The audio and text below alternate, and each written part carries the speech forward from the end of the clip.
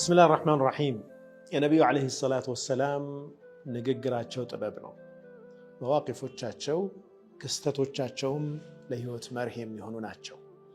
በአንድ ወቅት ነብዩ አለይሂ ሰላቱ ወሰለም ከባለቤታቸው እናታችን አይሻ ጋር ረዲየላሁ ዐንሃ በተቀመጡበት ቤት ውስጥ በር ይንኳኳና ፈቃድ ይጠየቃል አንድ ሰው ለመግባት ያስፈቅዳል ነብዩ ሰለላሁ ዐለይሂ ወሰለም ድምጹን እንደሰሙ ማንነቱን አውቀዋልና ጥሩ ስሜት አልነበራቸውም ለሰውየው ኢዘኑ ለሁ ቢእሰ አኹል ዐሺራ ፍቀዱለት አሉና የሰውየውን ጎርብጧቸዋል ሰውየው ጥሩ ሰው እንዳልሆነ የሚገልጽ አይነት ፊታቸውም ላይ ይታያል በንግግራቸውም ጠቆም አደረጉ እንግዲህ አንዳንዴ ሳናስበውም የሚመጣብን የሆነን ሰው ጥሩ ፊሊንግ እንደሌለን የምንገልጽባቸው ነገሮች አሉ ነብዩ ሰለላሁ ዐለይሂ ወሰለም ያ አይነት ነገር ታየባቸው ማለት ነውና ልክ ሰውየው ሲገባ ግን በፈገግታ አስተናገዱት በጥሩ ሁኔታ ሸኙት አይሻ ረዲየላሁ ዐንሃ እናታችን አይሻ ጠየቀቻቸው አንተ አላህ መልእክተኛ ሆይ ይህ ሰውዬ ከመግባቱ በፊት እንዲህ አይነት ነገሮች ታዩብህ በኋላ ደግሞ ሲመጣ በጥሩ ሁኔታ አስተናገድከው ለምንድነው ብላ እናታችን አይሻ ረዲየላሁ ዐንሃ ጠየቀቻቸው ያ አይሻ አሉ አንቺ አይሻ ሆይ መታ አሐቲኒ ፈሐሸን መጥፎ ተናጋሪ ጥሩ ያልሆነ ንግግር ስናገር መች ታቂኛለሽ መች እንደዛ አይነት ሰው ነኝ እኔ አሉና ኢነ ሸረ الناس አሉ ከሰው ሁሉ ክፉ ማለት መጥፎ ሰው ማለት عند الله منزلة يوم القيامة የቂያማ ቀን አላህ ዘንድ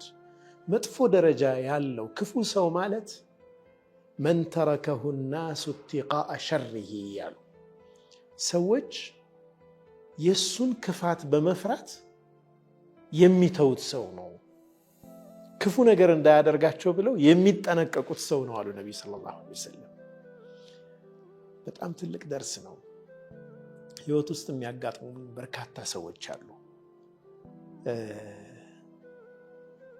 ክፉ እንዳይናገሩን ስንል ጥሩ ምን ሆነላቸው እኛስ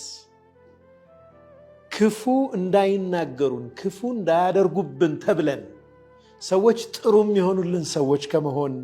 ምን ያክል ድነናል ራሳችንን መጠየቅ ያስፈልጋል ነብዩ ሰለላሁ ዐለይሂ ወሰለም ያልነገሩን የህይወት አይነት የለም ሞዴል አድርገን ልንወስደው የምንችል በምን አይነት መንገድ ከሰዎች ጋር መኗኗር እንዳለብን በጣም መጥፎ የሆኑ ሰዎች ጋር በጥሩ ሁኔታ በመኗኗር ክፋታቸውን መቀነስ እንዳለብን ሲያስተምሩን መጥፎ ሆነን ሰዎች ደግሞ እኛን የሚፈሩን አይነት ሰዎች እንዳንሆን በጣም ጥንቃቄ ማድረግ እንዳለብንም ነብዩ ሰለላሁ ዐለይሂ ወሰለም የቂያማ ቀን የመጨረሻ መጥፎ ደረጃ ያለው ሰው አላህ ዘንድ ማለት ሰዎች ክፋቱን ፈርተው የሚተውት የሚጠነቀቁት ሰው ነው ይላሉ ነብዩ ሰለላሁ ዐለይሂ ወሰለም ማእሙን የተሰኙ አንድ ኸሊፋ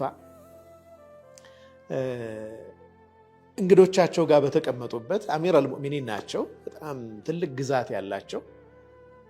የሳቸው ኻዲም ያ ጉላም ብለው ይጠሩታል አንተ ልጅ ሆይ ብለው ይጠሩታል አልመለሰላቸውም ሁለተኛ ደግመው ጠሩት አሁንም አልመለሰም በሶስተኛው መጣና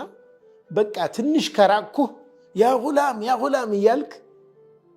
ትጣራለህ ትንሽ ካንተ ከራኩ በቃ መታገስ አትችልም አላቸው አሚሩን ጺማቸውን ይዘው ጸጥ አሉ ችለውት ንዴታቸውን ዋጥ አድርገው ዝም አሉ በዙሪያቸው ያሉ ሰዎች والله እኛ እኮ ፈርተን ነበር እርምጃ ተወስድበታለህ ብለን ፈርተን ነበር አሏቸው ያው እንግዲህ እንደምታውቁት እኛ ሙሉኮች አሉ ነገስታት በጣም ኃይለኛ በሆን ቁጥር ከስራችን ያሉት ሰዎች እኛ መጥፎ ስንሆን ጥሩ ይሆናሉ አሉ በቃ ኃይለኛ ስንሆን እርምጃ ስንወስድባቸው ይስተካከላሉ እኛ ጥሩ ሰዎች ስንሆን ደግሞ እነርሱ እንደምታያቸው ይሆናሉ ግን የነርሱን ጥሩነት ለማግኘት ብለን በእኛ ክፉነት አንሸጥም አሉ አንለውጥም እኛ ክፉ አንሆንም እነሱ ጥሩ እንዲሆኑልን ብለን ይሲ ህይወታችን ውስጥ ክፉ መሆን አያስፈልገንም ሰዎች ጥሩ እንዲሆኑ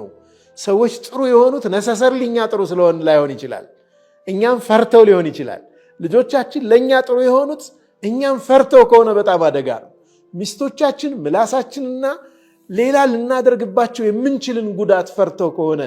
ጥሩ የሆኑት አደጋ ውስጥ ነው ያለነው ጓደኞቻችን ከነርሱ ዘወር ስንል ረፍት የሚሰማቸውና እነሱ ጋር ስንሆን ግን በጥሩ ሁኔታ ያስተናገዱን ግን ፈርተውን ከሆነ በጣም አደጋ ነው ስነ ምግባራችን መታነጽ ያለበት በመልካምነታችን እንጂ ክፉ ሆነን ሰዎች ጥሩ እንዲሆኑ የምናስገድድ አይደለም መሆን ያለበት ይህንን በጣም መጠንቀቅ ይኖርብናል